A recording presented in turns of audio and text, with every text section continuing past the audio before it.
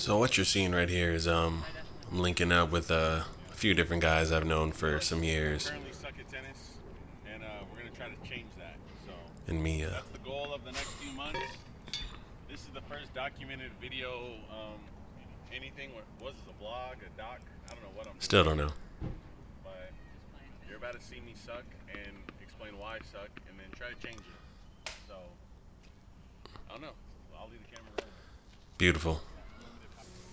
So what you're about to see is me and Tim, my very first day back to tennis. I'm up, not exaggerating, I'm up like 50 pounds in weight, and I feel it in my knees. My right knee is bugging me most of this session. You'll see me try to foam roll it out. I roll out the feet. Like they say, when there's any injury in one of your wheels or your legs, it kind of trickles down and you'll feel it in other places as well. That's definitely the case here. I feel it in my ankles, my feet, my knee. I am heavy as hell. And in tennis, I don't think there's a pro on the tour that's actually hyper competitive that's over 200 pounds at this point.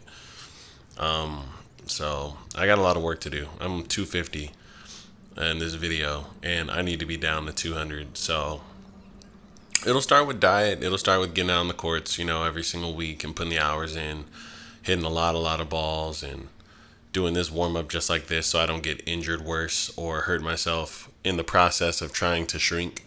I think I'll be fine once I get a lot smaller. So yeah, trying to get some blood flowing through the legs here, jogging it out, back pedaling, sidestepping, foam rolling. I don't play my whole warm up on this. I don't want to bore you guys. But just to let you know the process, a lot of that right there, that flamingo stretch, trying to really get some blood flowing to that kneecap. And if you guys know some smart stretches, I'd love to hear them. And I still don't feel up to really covering court yet, so I always start with short court. And this is just a way to, kind of make sure I'm taking the ball out in front of my body, getting a good, nice, full, relaxed motion. You'll notice I kind of exaggerate the swing path, even on really slow swings and stuff like that. Just trying to remind myself to take a full swing every single time. My buddy Joey over there, he's a solid hitting partner. He gets a lot of balls back to you. He can actually hit it to you, which, when you're playing at such a recreational level like I am, it's a dream to just find people who hit the ball back to you. Because, a lot of guys, they don't have enough control on the ball, or they don't hit a consistent ball, things like that. So Joey's definitely one of my go-to resources when I want to just hit it out and break a good sweat. You'll probably see him in a lot of videos moving forward. I don't know, I feel pretty comfortable about my backhand right now. So, I'll probably go make a run here and try to hit like 8 straight or something. And if I don't make any errors and I feel like I'm taking them all loosely in front of me, then I'll probably not take any more backhands after that until we move on to the next pattern. So yeah, I'm taking a few early there. Yeah, these look good. These look good to me for just warming up. My goal when I do short court like this is to make sure my ball lands in the service box in front of the other player. And, because obviously he's not trying to take volleys or really half volley. Short court's more about just finding the timing and stuff like that. So this is my favorite part of the game, shrinking the court down like this and really just breaking down the micro, parts of it. So now we're doing short court. We're doing hard angles. So we'll probably try to aim for like 20 or 30 in a row or something like that, which this is my first day back, so I'll probably be making most of the errors. And, the goal is to make sure that ball, if Joey weren't to hit it, I want it to fly off the sideline. I want to force him to hit a forehand here. I want to really cut the side of the ball, not so much the back of the ball. And there we go again, a lot of short balls. Looks like I'm not really getting under it the way I should. Look how lethargic my feet are versus Joey's. Joey's really on his toes a lot more, trying to stay loose, and I'm just like an elephant over there, just stroking the ball over, just trying to control it more than actually move. But hopefully as this progresses, video to video, I get lighter on my toes and I'm a little more sprightly, a little more spry. But I'm playing what's funny is I'm playing with a 93 right now. It's not a racket I traditionally would play a match with. I'm usually using a 98 because I need a little bit of forgiveness I don't think we've made an error in a while, and now we got some company. Joey will probably get distracted. That dog comes to this park every day, I think. The owner's on that other court down there. I love that dog. He looks like he's like 3 years old. That dog's like 10 years old. He's been coming to this park as long as I've been going to it, which is a pretty long time. So now we're, for the first time, I skipped our backhand short angles just for the sake of time. And what you're seeing now is our very first balls from the baseline. It took us like 30 minutes to get to this point. You know, we really take our time on the warm-up right now because we're not playing consistently or regularly enough. So, you know, at this point, the goal is to just maybe hit the first few pretty well and deep up the middle, and then kind of just let it flow from there and see what happens. So, my ball's got some pretty good net clearance, you know, for the first day back. I'm not liking the way my forehand, a lot of them were off that back foot. A lot of them aren't out in front of me like I want them to be. A lot to work on there. You know, I'm striking the ball fairly clean. You know, I'm hitting the sweet spot pretty much every single time, so I feel good there. But yeah, it's just the little things. It's mostly in the feet. You know, it's always the feet. It's rarely the swing in tennis. You know, if you have problems with your swing, you got a lot of time you need to put in. So I'm not upset about the way I'm swinging the racket, really. Another angle here. I like this angle a lot because it shows that net clearance a little better. You know, you can see how much top you're getting on that ball. You know, you can see how much depth his ball has as far as how deep in the court it's coming at me. When he's hitting a shorter ball or a deeper ball, it's a little easier to see how badly I'm on my back foot on balls I have no business being on my back foot on.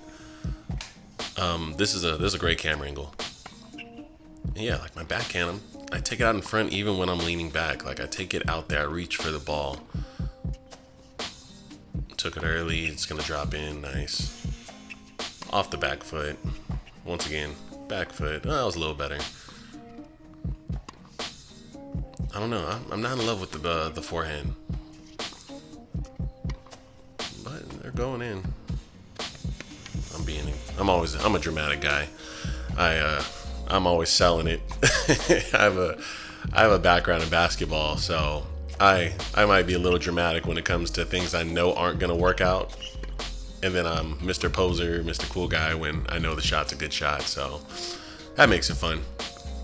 I think at this point we're pretty much warm, so things should start to look a little bit more consistent and clean here. Even still, I think I make a lot of errors. And that'll fix with time. That'll improve. I'm not beating myself up over consistency just yet. I try not to really hit slices when I'm, you know, practicing like this. You know, I want to really get my driving of the ball more consistent and stuff like that. And I feel like the slice is very easy to me. It comes very naturally to me. That topspin forehand, I feel like I rely a lot more on athleticism than anything else, which is upsetting. But you know, I think that to fix the forehand, I won't be able to do this. I need to hit baskets. So, you know, I'll focus in on it. Yeah, it's just a lot of wrist.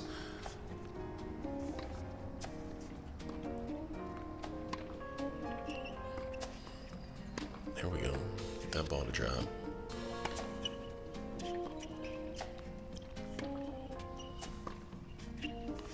Joey is a wall. He's a wall. Right when I say that, I jinx him, huh? Now this guy on the other side, this is the IE Federer here. This is Mr. Smooth. This is my buddy Ryan here, and he's a real slick player. He's very consistent, very relaxed. He's got a nice loose swing. He plays with an 85, and he makes it look like he's playing with a 100 square inch racket. Great player. He has a nice one-handed backhand. He's got a nice slice. You know, he's a good mover. He's a great guy. So we'll have a few decent exchanges. I stopped the camera from rolling. Then we played a bunch of like points and tiebreakers and stuff after, but I didn't want to have too much footage because I already had like over an hour of footage at this point. So me and him will probably exchange some balls, and that'll be the end of this video.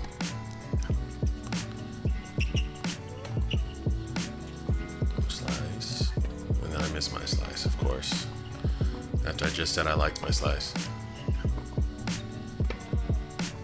You can hear Joey in the background on the court next to me playing with Bill. Bloop.